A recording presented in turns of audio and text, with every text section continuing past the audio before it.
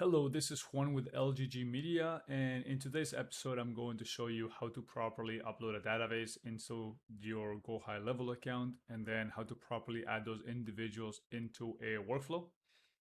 First things first, you need to make sure that one, you have a database in CSV format ready to upload. Number two is you need to be an administrator inside of Go HighLevel account. If you're not an admin, you will not see this option here called import contacts. So request that whoever manages your account gives you admin privileges for your account so you can upload data. So yeah, those are the two things you need. So go ahead, log onto your account, head over to contacts, smart list, import contacts, upload your data.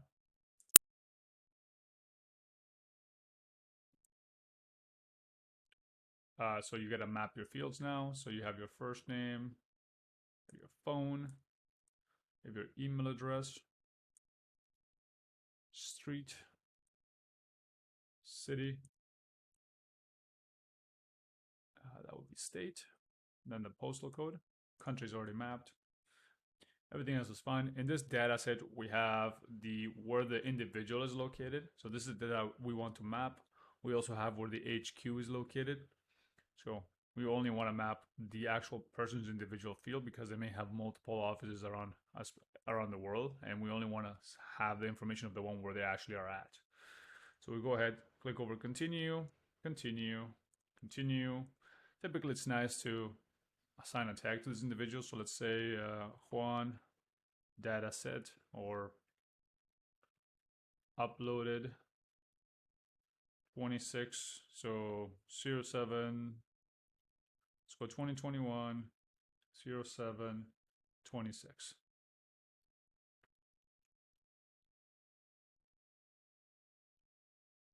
So that will be the identifier.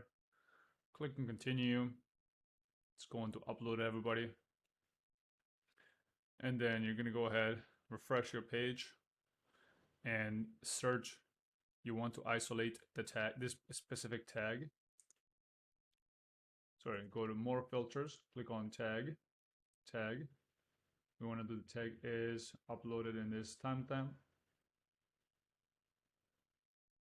No, sorry, it may take a few minutes to upload the dataset, so it may not be showing. I'm gonna pause the video in a minute until that's done. Okay, so it's been like 30 seconds. I'm gonna go ahead over into tag, isolate for the tag, find all the records. So there's 69 records that were pushed. Go ahead, take the 69 records and then head over to your campaign workflow. So you want to upload them all here. And then we're going to add them to this workflow. Upload entire dataset. Add to campaign workflow, and this will start doing it. It will start pushing the data into the workflow over the next few minutes. So do not be alarmed if nothing happens immediately. You only have to do it one time. You can confirm your action by going to contacts, head over to, I believe it's manual actions. No, it's contact requests, bulk actions. And here it is. It's the one I just queued up at 2:07, so a couple seconds ago. As soon as possible. And then you can refresh here and see how fast it's moving. It typically takes a few seconds, few minutes to start doing it. So do not be alarmed if it doesn't happen right away. But what this is going to do is add the individuals over to the workflow. And you can see that 69 people were enrolled. I did this before the video. But if you click on the 69, you can see what stage of the pipeline they're in. So you can see everybody is waiting for the next thing to happen. So if you go to actions, you can see where they're at. So we already assigned them to a person. It's waiting for a certain time frame and then it's sending an email out. And then it's waiting for the very next day to assign a manual call. Yeah, that's in essence, I believe, all of it. If you have any questions, just drop them down in the video and I'll be more than happy to answer them. Now, don't forget to subscribe and like this video if you want to see more of this type of content. Thanks, guys. Have a great day.